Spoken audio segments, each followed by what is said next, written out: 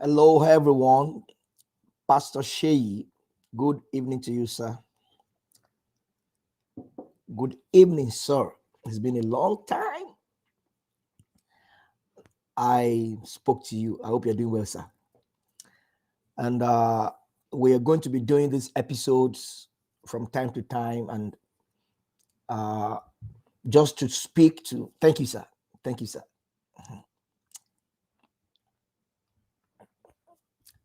Echo Ojo Meta, sir. So we'll be doing this. It's going to be just a freelance podcasts and episodes to challenge our youths in Nigeria. I'm speaking to Nigerian youths in particular now, that they can be great without going into criminality. They can be great. You can be great without committing crime. You don't have to steal. You don't have to shed blood. You don't have to kill anyone. And still, you can be great.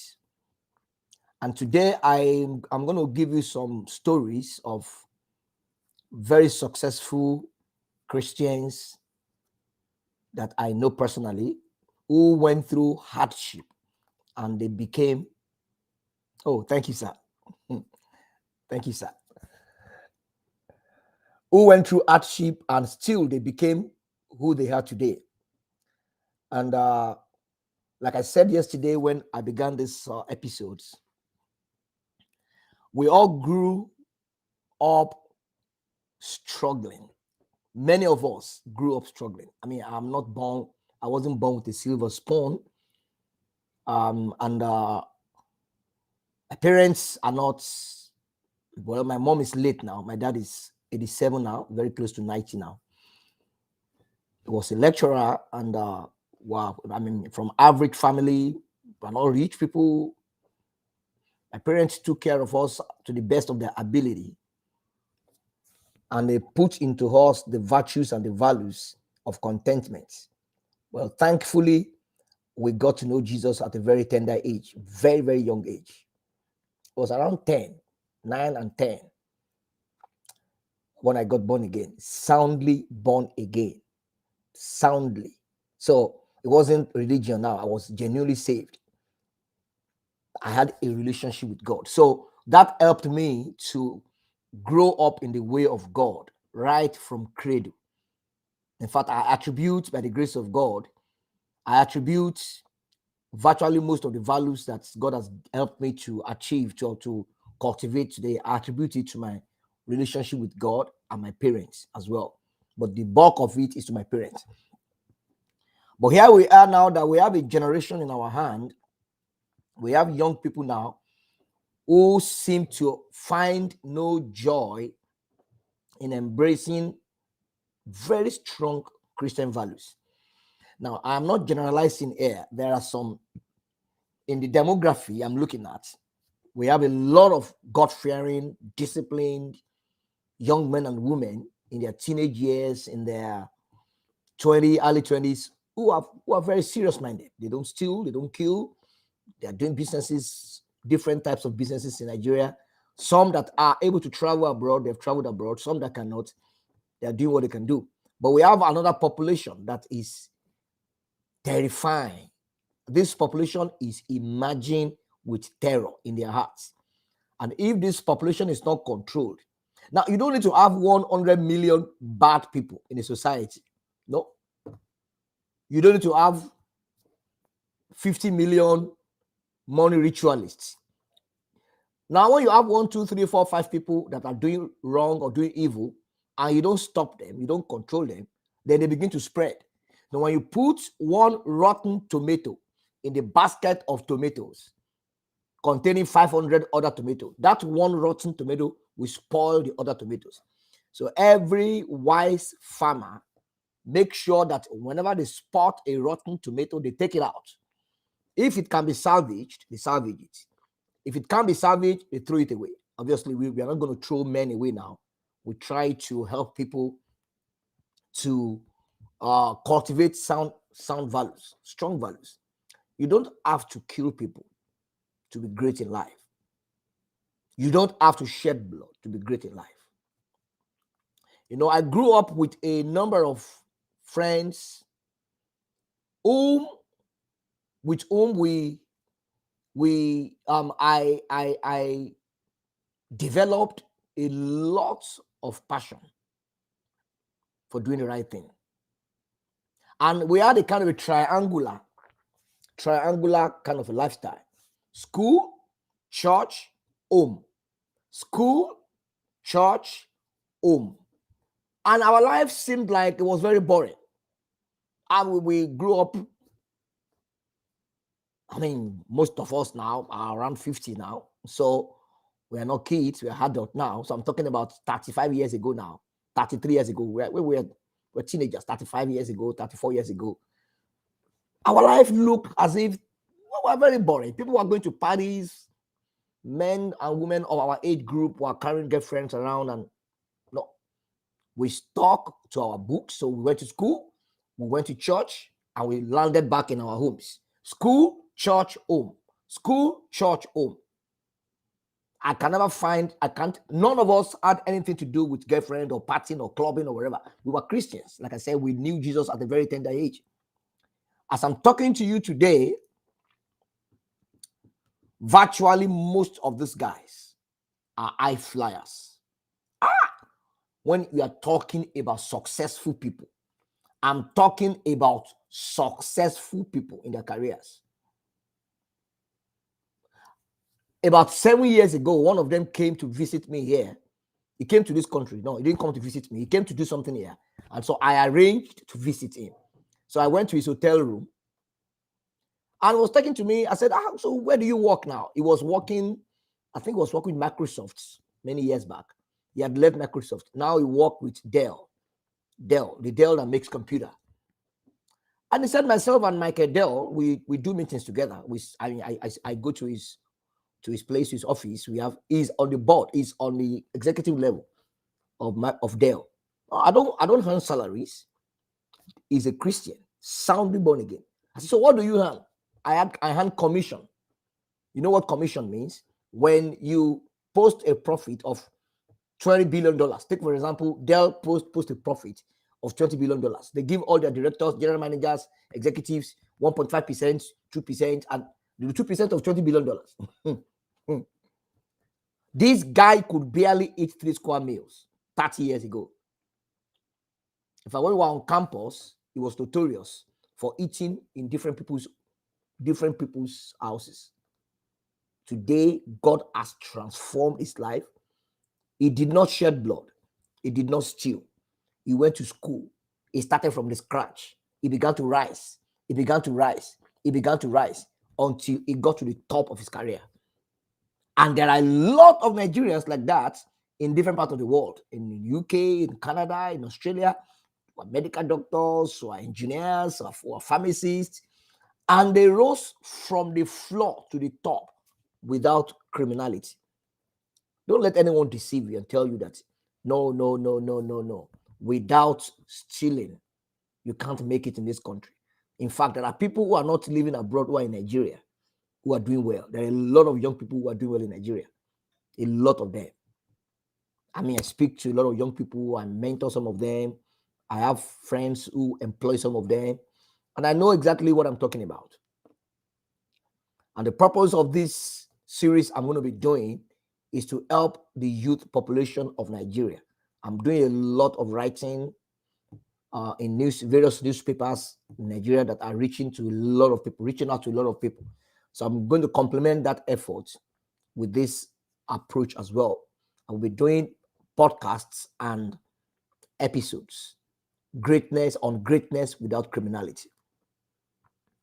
And yesterday I did a survey, and that survey was an attempt to just measure the temperature, check the temperature of the society. I wanted to know the temperature of Nigerians. Who do you think is responsible for the decadence? Who can we attribute the level of rot that we are seeing among our youth to? Parents, religious institutions, the government, or the media?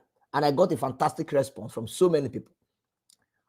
And the dominant response from all the people who helped me to complete that short survey was that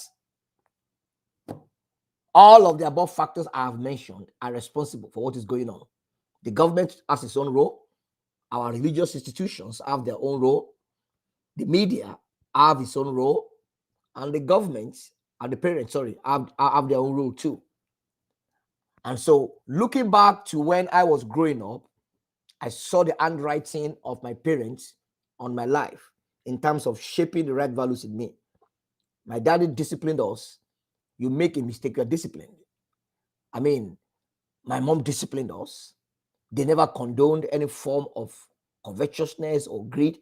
The home front is one of the strongest platforms for shaping the right values in children. The home front. The parents play very strategic roles in the life of their children. So are there not good? Are there not good parents in Nigeria? There are millions of great, fantastic parents in Nigeria.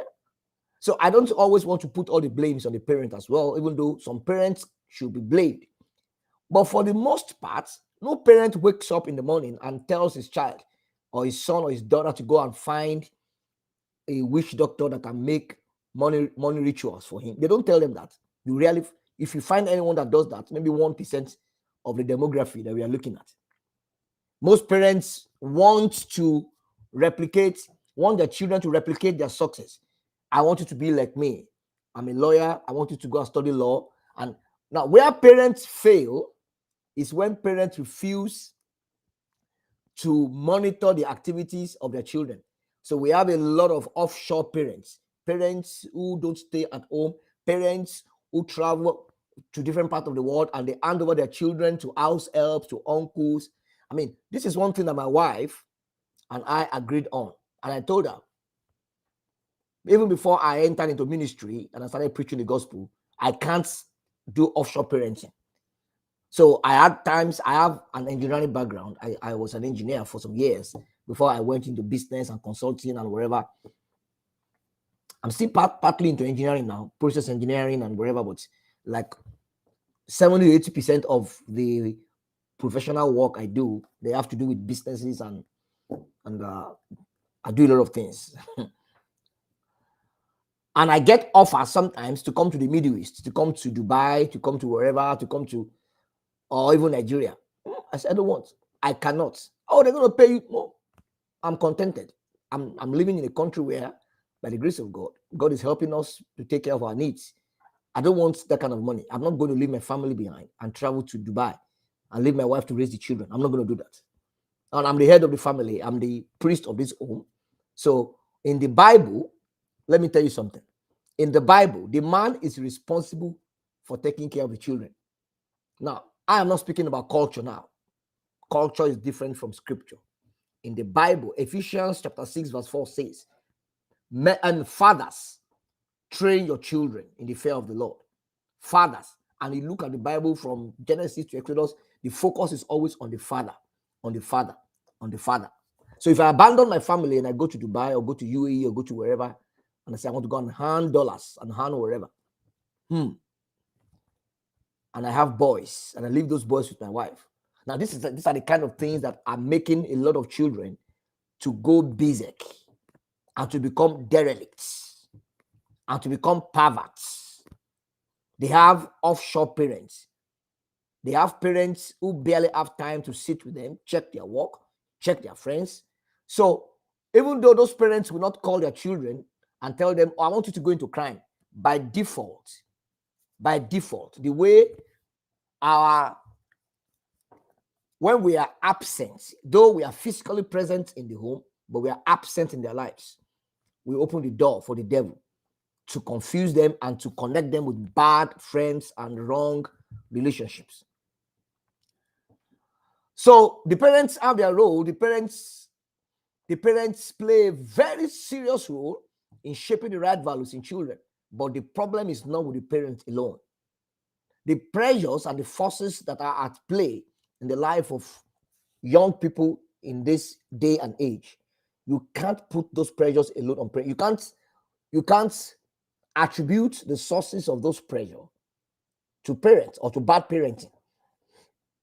There are so many other factors. What about the media? What about the media? Now look at a country like Nigeria now. Look at all the kind of music and videos and movies that are churned out on a regular basis. Look at Nollywood movies. A lot of money ritualists movies on Nigeria's Nollywood movie. A lot of them. And those that are not even money ritualists, the values that those movies are portraying, some of those values are wrong. A man was poor, and then he joined politics, and then he became wealthy. And they will not bring you into the world of struggle that every man has to go through in becoming what he became. He just knew someone, and the man gave him his business card, and he asked him to come to his office, and he gave him a contract, and he became a billionaire. It doesn't work like that. It doesn't work like that. So young people are bombarded by enormous forces coming from the media, coming from the family. And the media is one of the strongest opportunities for shaping the conscience of a nation.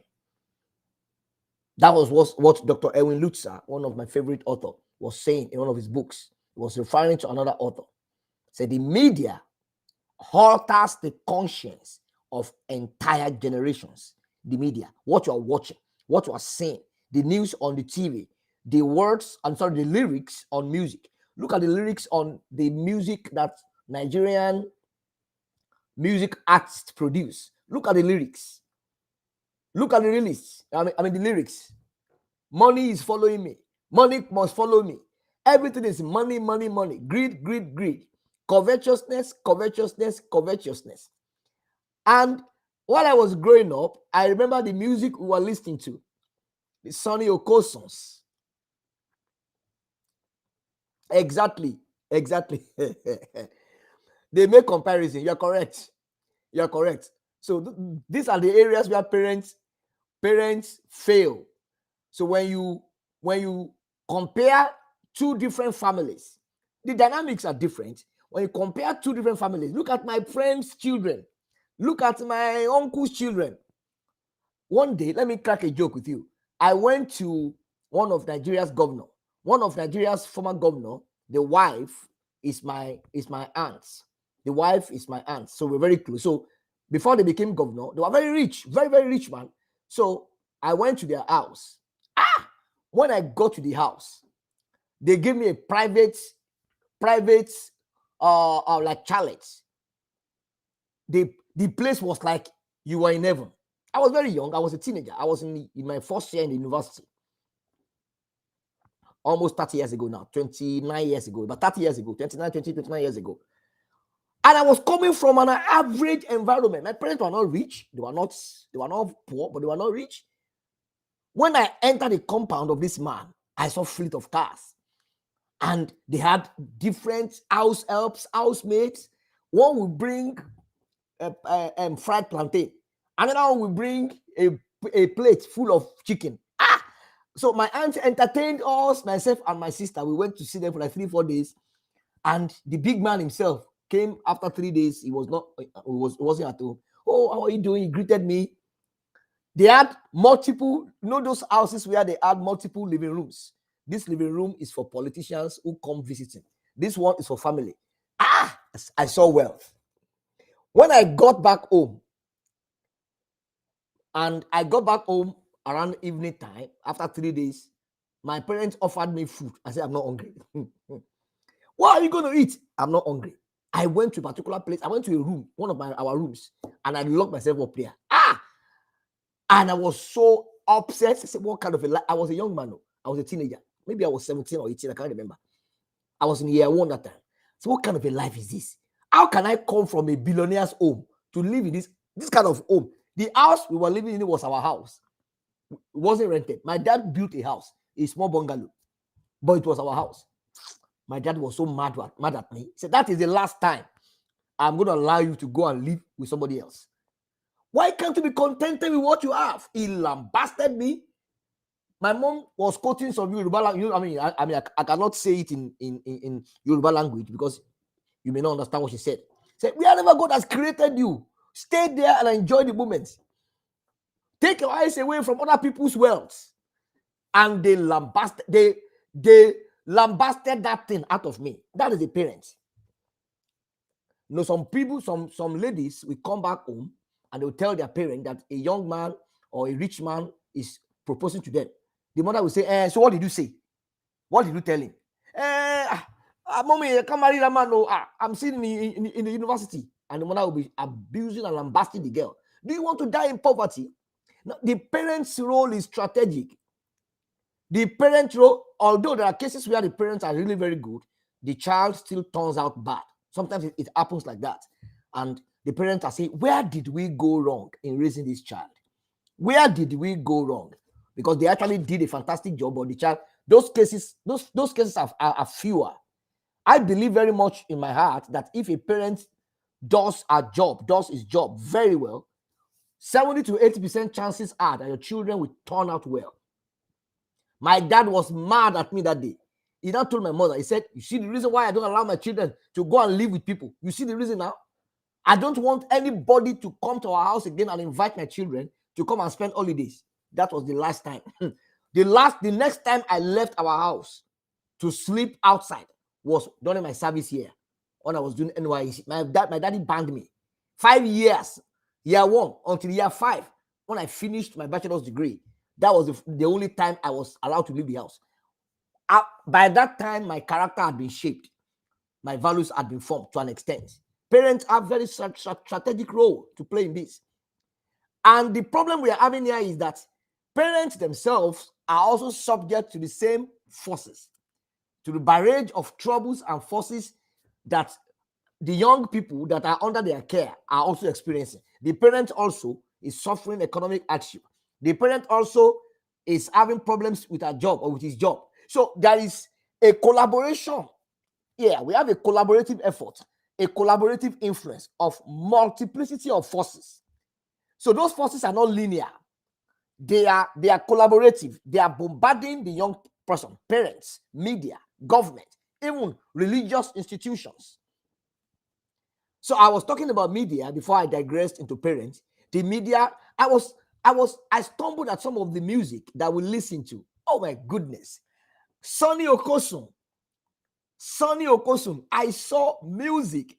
These guys were singing, they weren't singing religious songs, but the lyrics of their songs promoted sound values.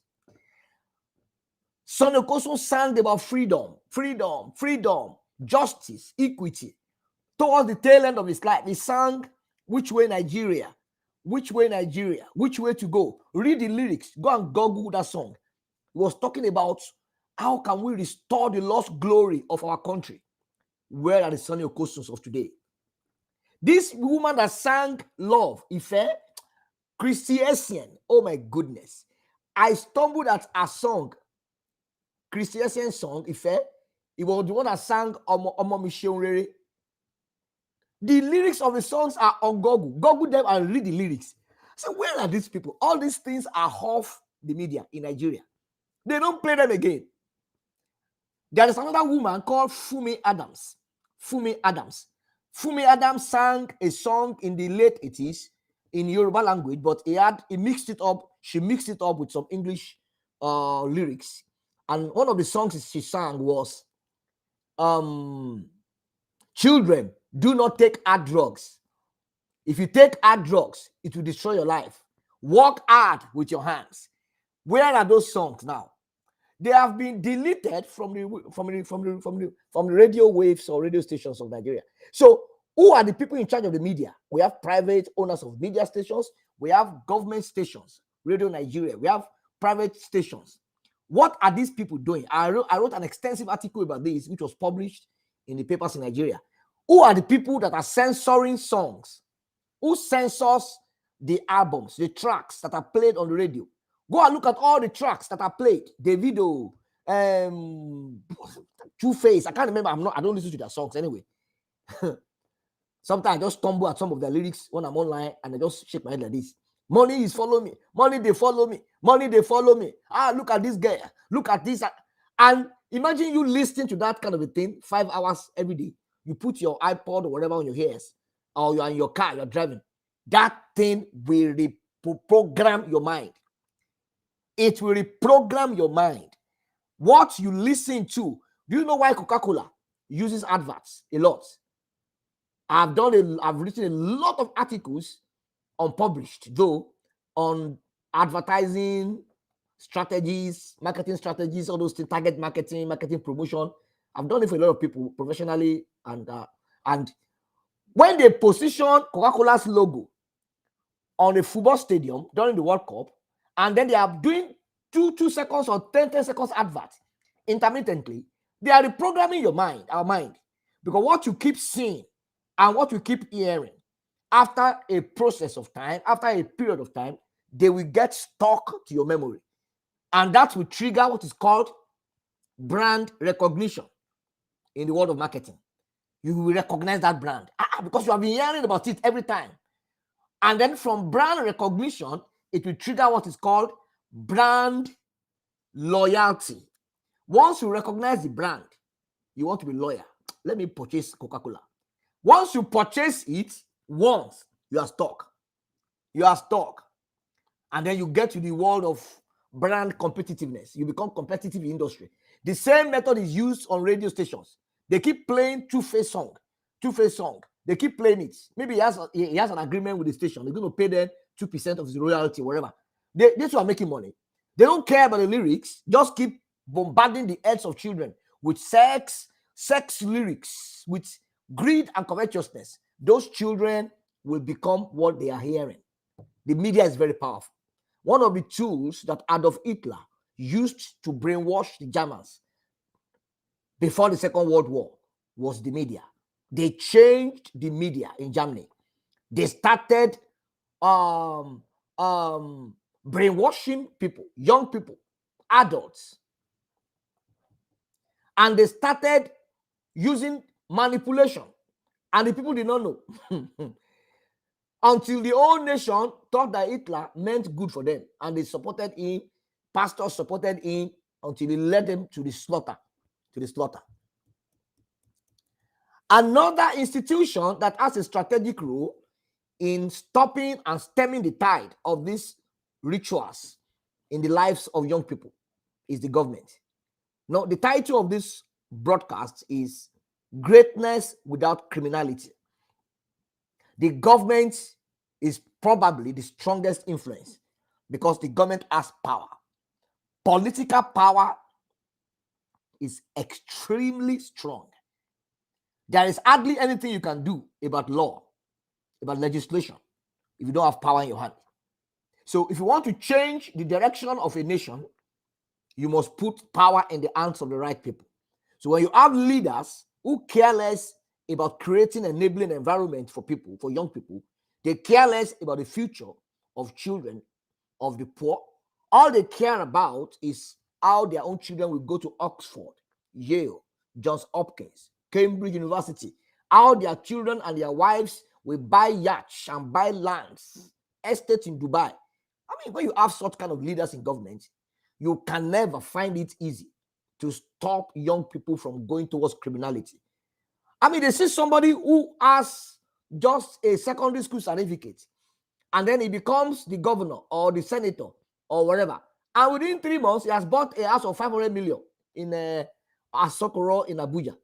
And then you're telling that young man that you have to take it easy. Take life easy. Don't worry. Within 10 years or 20 years, you will make it. And this guy knows that his friend is not qualified for that job. He has just secondary school certificate. He used connection and networking, bribery and corruption to get to that position. How do you want him to wait for 30 years before he can buy a plot of land? How would he wait?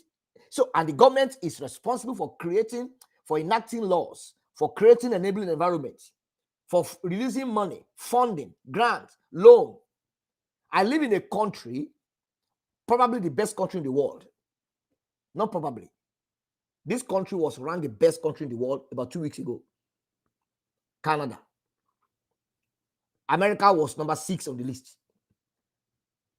So the indices that they use to rank, sometimes they don't appeal to people. There are many things America has that is the best in the world, but they do a collective summary. See, insecurity, opportunities, grant and funding for businesses, ease of doing business, um, quality of university and professor. They combine those factors and they have a single, after adding those factors. So there are many areas where America is the best in the world in terms of the economy is the largest and whatever. But when they did like a composite score, Canada was first. And over the years, Canada has been number 2, 3, 4, among the first 5. One of the things that makes this country to be one of the best, to be the best in the world, is that they fund small-scale businesses. They give loans and grants to small-scale businesses and even large-scale businesses. You don't have to know anyone.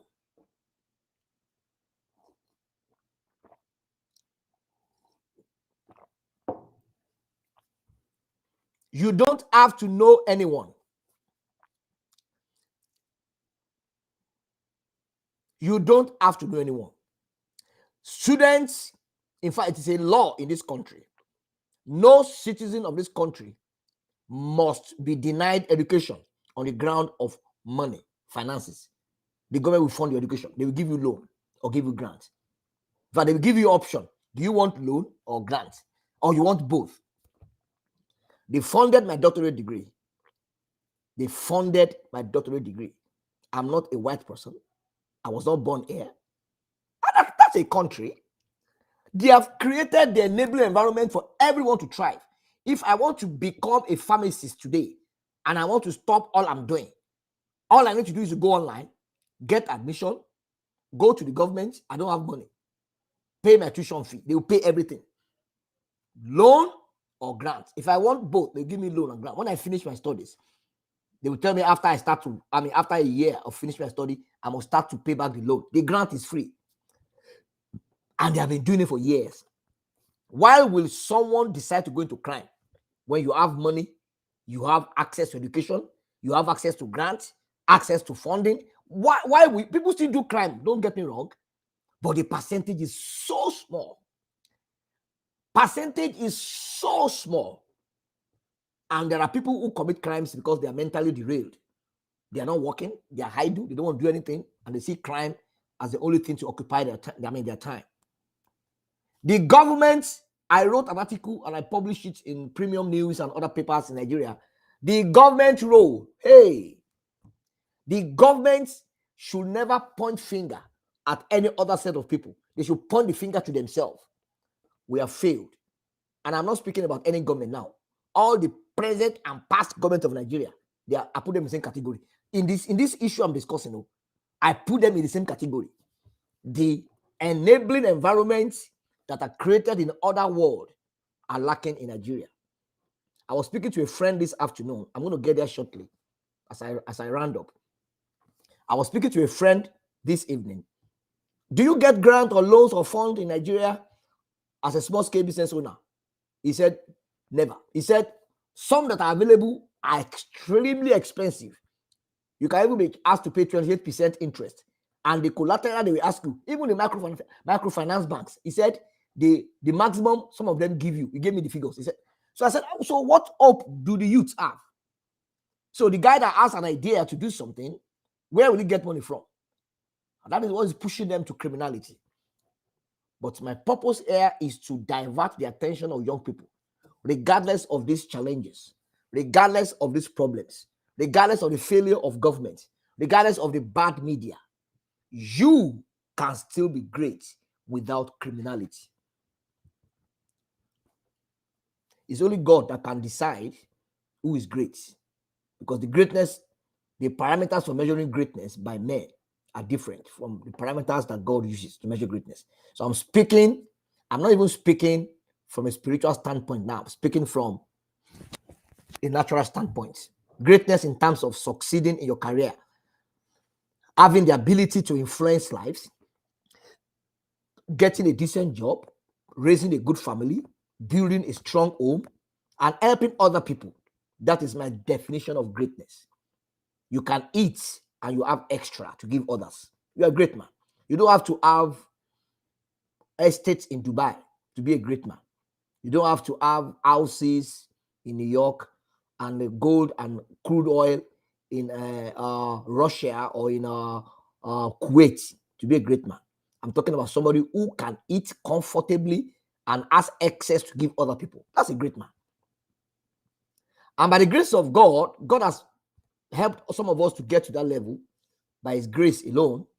We may not have oil and gas or have plane or have anything, but we are not begging. And by the grace of God has helped us. And we did not steal. We didn't do rituals. We didn't do rituals. I have a friend in America. About 3 years ago, 2 or 3 years ago, he changed job. Before he changed his job, he was the general manager or something of Coca-Cola. Coca-Cola America. He's a Nigerian, one of the general managers, managing many states in America. He has visited me twice. I visited him once in Atlanta. Very unassuming, very quiet, very humble. He's a genius. One of the most brilliant human beings I've ever seen in my life. This guy rose from the scratch to the top. He didn't steal money. There are a lot of Nigerians doing great things all over the world. In the UK, I have many of them. You know, I lived in the UK for many years. I have a lot of software developer, project manager, business analyst, nurses, medical doctor who have become institutions on their own. They have their own hospital, they have their own businesses. Some that are restaurants owners and managers, they have restaurants all over the UK, and they're successful, great in their own respect, without shedding blood. And like I've always asked young people, how many houses can you live in per time? That rush, that mad rush for quick money, the mad rush for quick money. I want money. I want money. You know what? You know one thing. You need to actually get into the mind of rich people to understand that money means nothing. It's pure vanity. When I was very young, we struggled to eat chicken. I'm talking about many years back now. If our parents kill chicken, you know what? My father, the daddy, we take the thigh. My mother will take the thigh. So we will take the wings. Sometimes if there is plenty, there is Christmas, we get gifts of chicken. So I will be saying, when I get money, I will buy chicken. When I get money, I will eat chicken. I will finish chicken. Because I was deprived of chicken. To my satisfaction, I just got barely what I needed. When God changed our lives, I lived in Europe. When I was in Europe, when you go to store, I will go to Tesco in UK or go to Morrison or go to Lidl or all these stores, and they will be doing sales. A whole chicken like this, 99 pence, not worth £1, 60 pence, 60p. Chicken like this, full chicken. I say, myself and my wife, we've not finished it in a month. We're still struggling to eat it. My wife will fry, she will cook. After eating one or two, I'm tired. My mind went back to when I was young. And I was saying, when I grow up, hey, I will finish all the chicken. It is vanity. How many chicken can you eat? You have not seen food. How many food? You get to a point in your life, food loses its relevance. You're just eating to stay alive, just to keep your body healthy. When you get to a starting stage in your life, you're in your late 30s, 40s, and 50s, you see that these things mean nothing. How many cars can you drive? How many clothes? My number one headache are clothes. Clothes. I hate seeing my wardrobe full of clothes because the headache of maintaining them is a problem for me. I have what I use per time: 10 shirts, 7 shirts. I don't have 50. I have people that have 100 shirts, 30 suits. I don't think I have 10 suits. Maybe 7 or I don't know. And I buy them, I change them maybe after a year or 2 or whatever. Those things mean nothing. You just want to kill yourself before your time by doing broad money rituals because you want to buy the biggest car, you want to buy the biggest house. When you have a house of 10 rooms, how many rooms will you stay in? How many rooms? A time will come in your life, all these things will lose relevance. What you will be paramount about is the life of your children, welfare of others, You want to help the poor. You want to take care of your marriage. Those things will lose relevance. You will see clothes. You will just be giving them out. You see shoes. And we that are living in the Western world, we have a problem because the environment is so organized and good things are very cheap. So you keep buying and keep buying. Impulse buying. Impulse buying is a problem for us in the Western world because everywhere is shopping mall. Everywhere. When I was in the UK, every corner you turn to, shopping mall. And you will see sales. There's a shoe of 60 pounds, 10 pounds, 15 pounds. And you don't need shoes. But because of that impulsiveness, you pack or you get a train and you go and buy. And then after 1 year, you have 30 pairs of shoes in your room. And their shoes don't get spoiled. That is my headache with the developed world. So when I buy any shoe, 5 years, they're still there. Some of the shoes I used 7 years ago are still in my house here. They don't get spoiled. So when you wear them for 2 years, you'll be tired. Buy another one. It's pure vanity. So the rush and the urge, I want to have billions. I want to have billions. And you don't want to do these things by building your career and being patient enough. And you want to do it suddenly so that within 3 weeks, you'll be a billionaire by killing somebody, killing your girlfriend, killing your mother. When the billion comes, what will you use to do? You want to buy a house. How many houses will you live in per time? How many houses?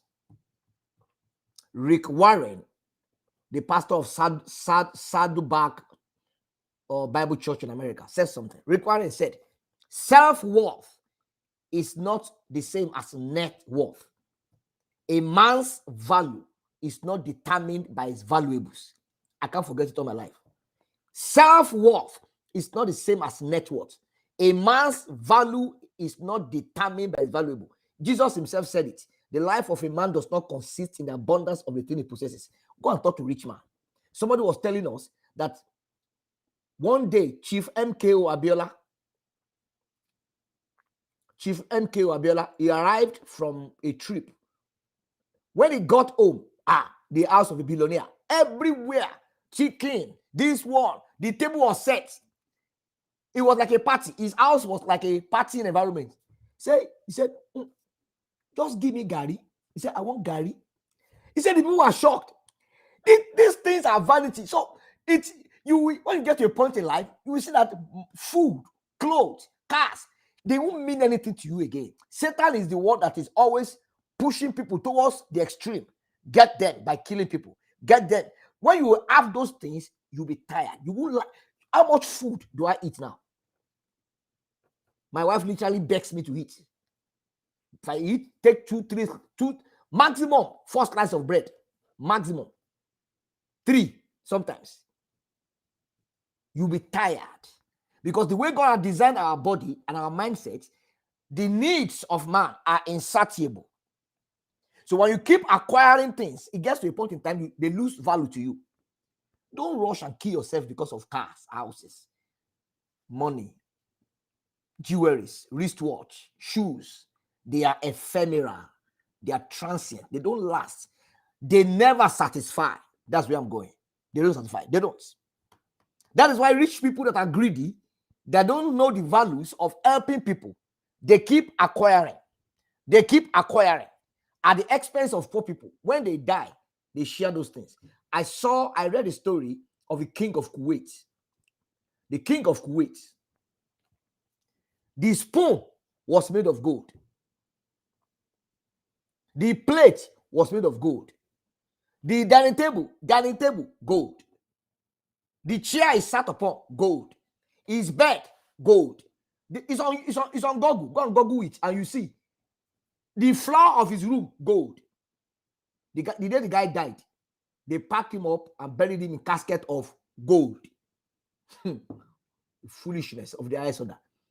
For it is appointed unto man wants to die, and after this is judgment. The body rotten on the ground, the spirit goes to his maker for judgment. Pure vanity. The people living in his house and all his family members, they will share the gold. And the same applies to every man. You can be great without criminality. You can. You don't have to kill anyone. So let me now come back to church now. We've spoken about the government, about the media, about parents, and we've highlighted their roles.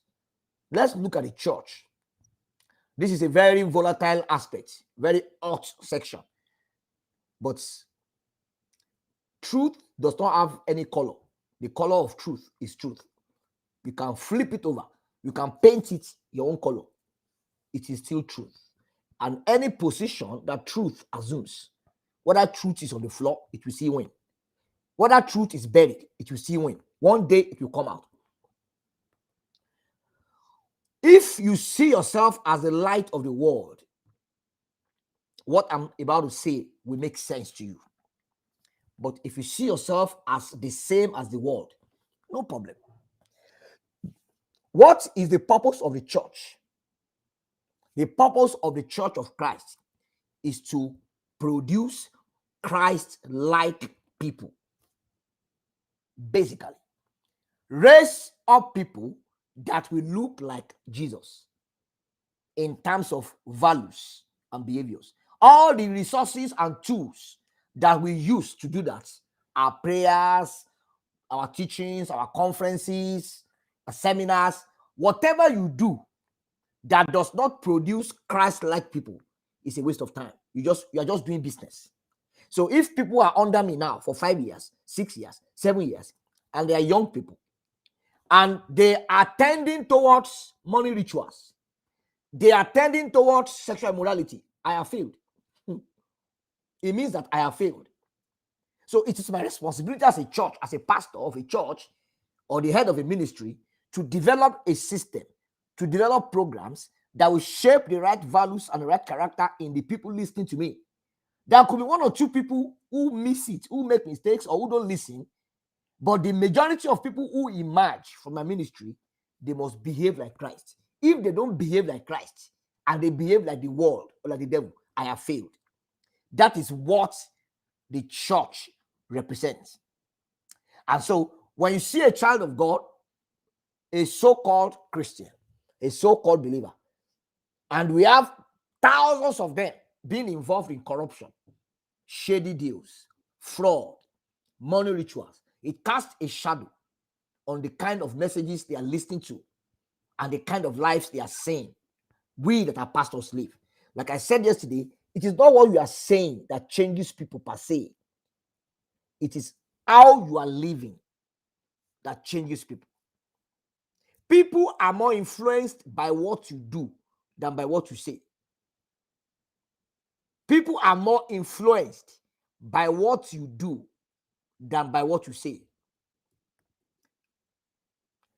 You can preach about integrity, use all the Bible verses. If the young people listening to you or following you on social media, the day they hear that you are part of a fraudulent whatever, you have lost them. Everything you have taught them, except by the Holy Spirit, except God just wants to have mercy on them, they forget about those things. And nothing damages the next generation like the failure of the present generation. And every generation, every new generation is an improvement on the previous. So my children will always overtake my dominant values. Children always amplify the parents' dominant values. My dad is a writer. My dad is a lecturer. I grew up seeing him write. He writes lecture notes. He writes song. He's a songwriter too. He plays the piano. He plays the guitar professionally. But dominantly is a teacher, a speaker, a writer. See what I'm doing today. I've written more than 12 books, published, and I've written more than probably 2,500 articles, which if were valued to books, were about 700 books for different organizations, newspapers, corporate organizations. My dad didn't write one book.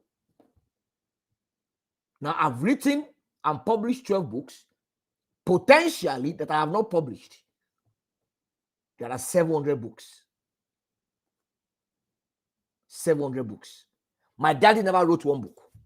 So children always amplify the dominant values of their parents. The same thing applies in the church. Spiritual children will amplify the dominant values of their spiritual fathers. So if I'm a pastor and all that I model is Gucci shirt, Gucci wristwatch, Gucci glasses, is there any sin in buying Gucci? No.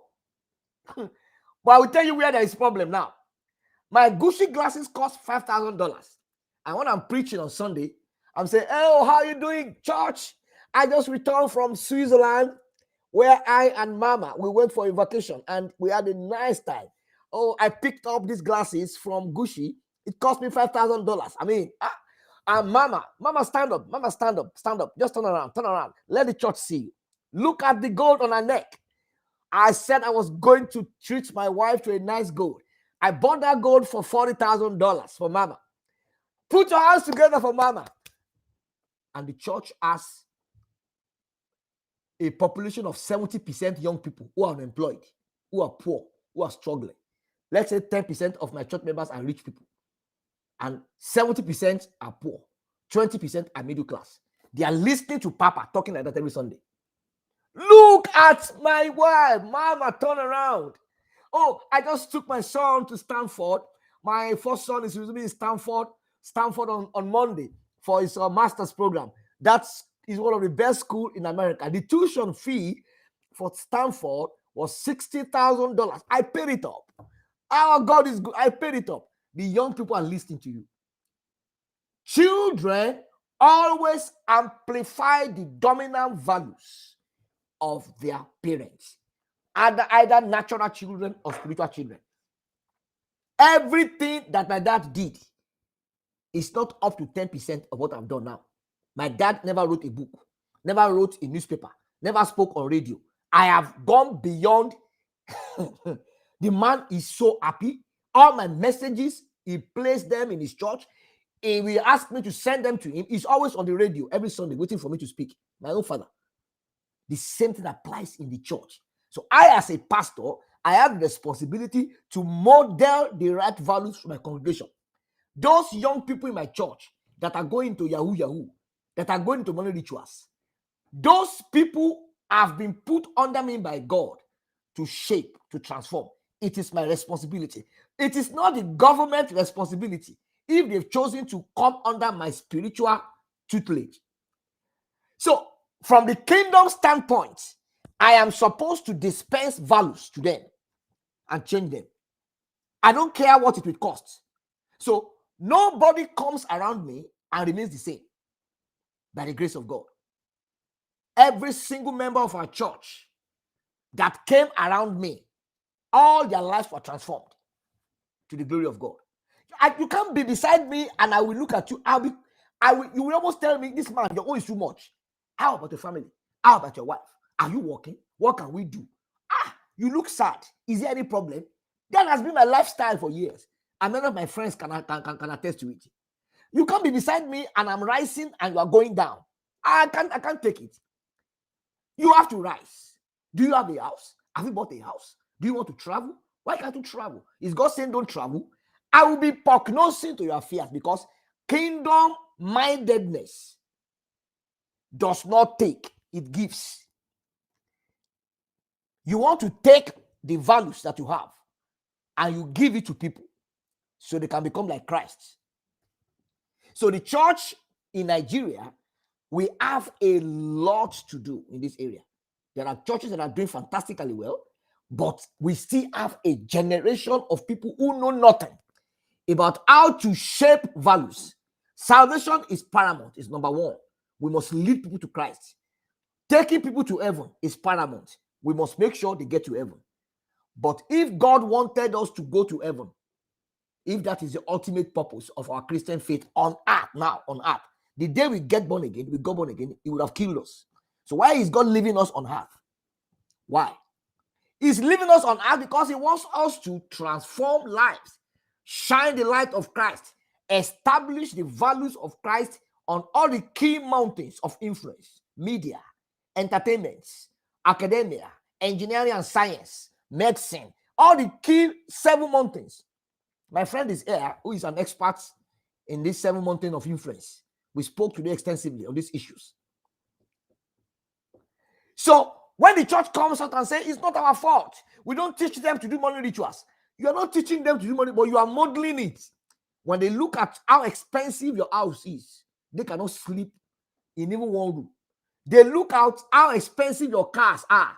You keep changing cars, Lincoln Navigator, Range Rover Sport, and they see elders in the church walking home. The church has no provision for them. They are giving their tithe, paying their tithe, giving their offering faithfully. Long-serving pastors are in the church. They have been serving the church for 30 years. They can barely attend your university. They can barely take their sick wife to the hospital.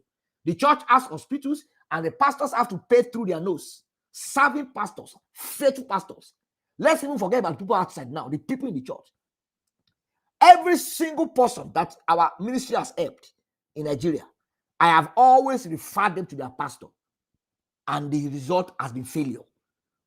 Every single person that we have helped, myself and my wife, we have an NGO that takes care of hundreds of widows and families, and to the glory of God, we trust God to help us with finance to do more. All the people we have helped, the first question I will ask is this: do you have a church? Yes, I do. Go to your pastor. This is a serious problem. No man of God will hear this kind of a thing you are saying to me, and they will not do something. I have gone. They can't do anything. Why can't they do anything?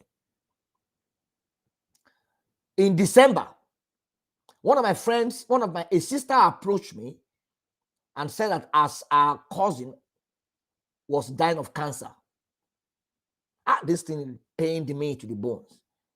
I said, he's dying of cancer. What about the mother? Which church does she go? She mentioned the church name to me. I said, very, very wealthy church. Go to the church. This is a serious case. And the lady said, the church, the doctor said they can save this boy's life if they get, how much was the money? I can't remember. 3 million or 5 million or something. I can't remember the amount of money. Around that ring, millions of naira. That they will quickly cut the cancer cell and then it will survive. I said, your church is a billionaire, multi-billion dollar. Okay, he said, sir, no, the mother has taken the son to the headquarters of the church. They did not even allow her to see the leader of the church. They didn't do anything. I said, no, it's not possible. I don't believe you. You're lying. I now called people in Nigeria. Listen to this. I called 2-3 people and I gave them an instruction. The parent did not know. The sister did not know. I said, give me the contact number of the woman. I want to talk to her myself. I didn't talk to her.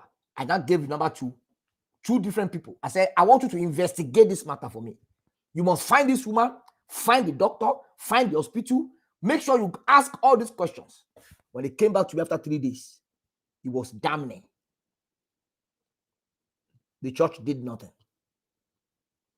I said, okay, no problem. I will do something. So I called 2 people in America. I said, join me. Let's save this boy's life. So I wanted to call other people. I said, okay, let's start first so that the doctor can start treatment. So the doctor in Nigeria sent me, they sent the letter from the doctor and all the official documents, and all the WhatsApp chats, and the doctor confirmed the stage of the cancer and whatever. So I spoke to 2 people in America. I had never called them before for money, and they know the kind of person I am. Pastor, don't worry. Give me the account number. I said, don't pay yet. They were begging me with money. I said, don't pay yet. Don't pay yet. Don't pay yet. Because I wanted to be sure. So when I got the final confirmation from the doctor, I said, okay, pay. And I sent my own money. And they began treatments. About a week after, the boy died. A week after, the boy died. The boy died. The parents were devastated. They cried. The boy died. So we have a duty to shine the light of Christ to the dying world. The young people that are going into criminality, they need to see us live integrity. They need to see us model Christ. The church is the light of the world, not the light of the church. So, in concluding this episode, second episode, greatness without criminality, I had a conversation with a friend this afternoon. I said, let me look at some of the small businesses that young people in Nigeria can do. Not everyone can travel abroad. If your destiny is not designed by God to live abroad, not everyone can live abroad. There are people that they have been planted in Africa. They must stay there. Even some of us that are here, we are going to Africa. So, but for some stages in your life, if you have to go out for 5 years, 10 years to rebrand yourself and then come back, some people are like that. But there are people who will never leave. They will never leave. So they have to succeed in that environment, no matter how tough things are.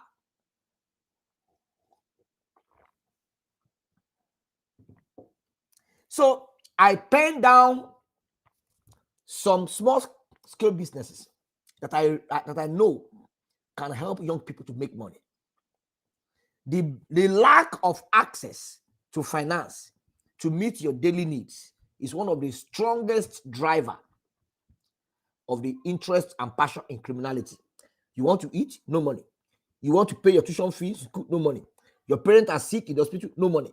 And people are calling you to bring the head of a goat. You will do it. Yes, sir. They are key, sir. So I called my friend in Nigeria. He's here this afternoon. And I listed so many things. I said, I have people in Nigeria who are doing well. Let's look at small scale businesses people can do. Now, I'm not talking of businesses that require huge capital. 100,000 naira, even 50,000 naira. When you put it into that business, as bad, as difficult as Nigeria's present economic environment is, that money can be multiplied 3 times or quadrupled. So I had like 20, 30 minutes of conversation with my friend. So we listed these businesses. I'm still going to do more teachings on this, and I'll bring professionals. I'll bring people who have succeeded. I'll bring God servants. Pastor Longmi, I'll bring you, sir. I will talk to you later on about this and find out when you will be free and when you can help us, just to speak to our young people.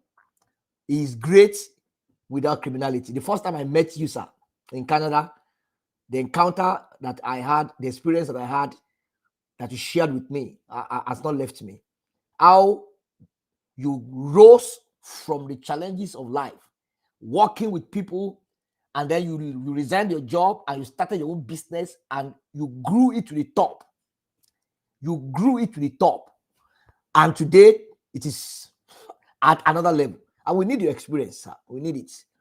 Nigeria is a tough environment. If somebody becomes rich abroad, you can learn a lot from him. But if somebody becomes successful in a hard economic environment, we learn so much from that person. So I was talking to my friend. I said, what about farming? What about farming? And my friend said, the kind of farming that will bring daily income and profit and finances to young people. And when I say young people now, I mean teenagers, people that are in universities, students, or fresh graduates, 21, 22, 23, 24, they're not working yet. Maybe they're staying with their parents. I put them in the category of young people. What can we do to engage them profitably, that they will make money and they can take care of themselves? If they have the capacity to leave Nigeria and live in America or live in England, if that is their destiny, because not everyone will go abroad, no problem. If they don't have that capacity and they are still in Nigeria and they will live in Nigeria for the rest of their life, they must be able to do something. So my friend said, I should take farming out of it. That farming is capital intensive. That if you plant cocoa today or you plant cassava, where will you harvest the cassava? You need money to pay your bills. You need money. So that is out of it. Okay, I said, okay, no problem. What about barbing? My friend said, yes, barbing can work. There are young people that are doing barbing, that the capital is small, but rent is a problem. But if you can engage people and have a very strong network with people that can connect you, and you are very good with barbing, you can make daily income. You don't have to kill anyone, shed any blood. And if you are very good, you have good character, you have good skills, and you have good people skills, you can actually leverage on this and build that business up while you are still waiting to get job with GTB or Chevron if you're an engineer. And so once you have money, you're making 5,000 every day, 3,000 every day, or 10,000 every day. In a week, that is 70,000 or 60,000. You are very comfortable. At least you're not married yet. You don't have any child. So you can take care of yourself. You can eat well, dress well. Within 3 months of doing that job, 4 months, you can have something to put down as deposit to buy a car. And when you have a car and you have a barbering salon, It will help your work because you will look more executive. Now you can drive to people and barb for them in their houses, in their homes. But this can be driven, this will be driven by network. If you're in a church where you are probably one of the workers in the church, your church members know you can barb very well. They will come to your shop and you have money. You may not stay as a barber for life. You may do it for 1 year, 2 years, employ people there, and then move to Chevron if you have a job, you have a good degree. Nobody will come and tell you to come and do rituals when you're earning 5,000 per day, 10,000 per day, and you are diligent. You won't do it. Number two, we talk about restaurants. I said, okay, what about food? Selling food. My friend said that one is hot cake. Go on YouTube. A lot of young Nigerians, they package cooked food. They package jollof rice. They package snacks. They take them to offices. They create a YouTube channel. Social media now is the in thing now. You bake your cake, bake your pastries. My friend said this one alone, you will be very comfortable because people buy these things for parties, in offices. So young women, young ladies don't have to go into prostitution. You don't have to do prostitution. You can actually leverage on this. Look for friends or people that you know that can help you if they can get machines for you or get something that you can use for baking or catering work. And even with a small amount of 100,000 naira, you can start a small scale. In fact, even 50,000 naira. There was a lady that approached me that she wanted to be selling low-cost bean, packaged and branded low-cost bean. Very pretty lady like this. She could have chosen to be using her body to make money. I was so impressed. I said, I love this kind of people. I give her the money immediately. And when she sent me the pictures, she had branded packages. She put her name there, her logo. She was supplying dry low-cost bean to us. I said, God, these are the kind of people we are looking for. Industrious. People with entrepreneurial spirit who are not ready to throw in the towel on the altar of Nigeria is difficult. Nigeria is killing people. You know, I grew up in Nigeria too. So we did not just land from heaven and landed in America or in Canada. I suffered in Nigeria. I worked in Nigeria. Before I got a job in Nigeria, I was out of job. And I went through hunger. I went through all kinds of problems. So you can start from some of this. If I had opportunity to hear what I'm hearing now, for what I'm saying now, if I knew 10% of it 20, 30 years ago, all the things that I went through as a young man, I won't go through them. I won't suffer all these problems of lack of money. I will be calling people abroad that time, some of my father's friends. Please buy me a shoe. Please buy me a shirt. I need this. I need $100. I need $50. I wouldn't do that if I knew what I've known now. Those were not days of social media. Social media just came in the last 15 or 16 years ago, 2003, 2004, whatever. So, number three, we looked at poultry. Poultry is another business. And I'm just running this thing. I'm going to bring an expert, small-scale business expert who is going to do some sessions as well. And I have people in real estate who I'm going to bring. We're going to do several episodes. And I will cut the video and I will put it on YouTube so as to sensitize young people. My focus is on young people, teenagers from 16 to adolescents, 23, 24, maybe 25. By 25, you're becoming a full-grown adult. In Nigeria, you call a 25-year-old a boy. You're not a boy. In fact, 21 in the UK, in British nomenclature, a 21-year-old is a man. Listen to BBC when they are announcing or the arrest of a criminal. Say a 21-year-old man has been arrested in Manchester by the British police. He's a man. My dad was talking to somebody one day. The man is 40. Said that boy came to. I said, Daddy, you're calling a 40-year-old man a boy. I said, why are you? Because by the time they call you a boy, you'll be like a boy. You'll be like a boy. So they speak you into boyhood. 40-year-old is a grandfather in India, in China. By 18, they're having children, Chinese and Indians, 18, 19. By 40, their child is 22. He has had a child as well. So a 40-year-old man in China, in India, in all those Asian countries, they are grandfathers. We see them around here. You see a 40-year-old woman with her daughter, almost as tall as her. and the daughter is pushing the baby's buggy. And I'm saying, look at this woman.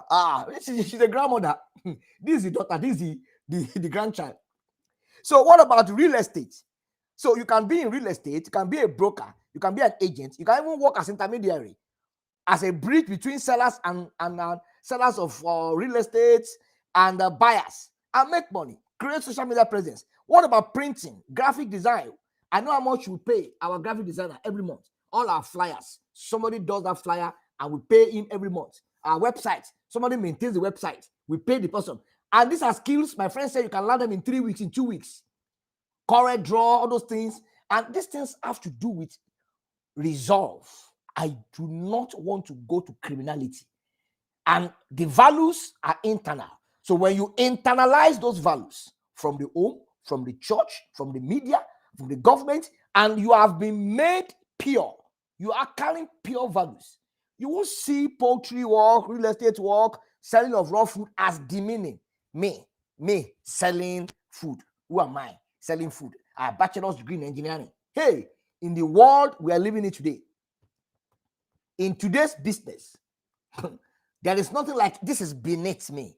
You need to know the amount of money people that are selling food are making in the Western world. It's a big industry, multi-billion-dollar industry. Restaurant business, hospitality is multi-billion-dollar. In America, in Canada, in Great Britain, it's multi-billion pounds industry. They hire graduates, doctors, PhD holders in hospitality. They manage those businesses. It's in Africa, in Nigeria. Oh, this is beneath me. I have a bachelor's degree from Obafemi Awolowo University. I want to work in GTB. We have worked in banks. I work in Nigerian banks. I work in 2 banks in Nigeria before I left Nigeria. I've worked in the bank. If you love it, stay there. If you're looking for money and you don't love banking work and you go into banking, you'll be frustrated. You better you work there because you love that job. And we spoke about MC and comedy as well. That one is a bubbling industry in Nigeria now. As in, once you have good PR skills, you have good sense of humor, you can network, you will make money without criminality. What about car wash, photography, bakery? A lot of things that you can do. You can be great without criminality. Some of the greatest people I know personally in their career, they did not steal money. They did not cut off the head of a virgin.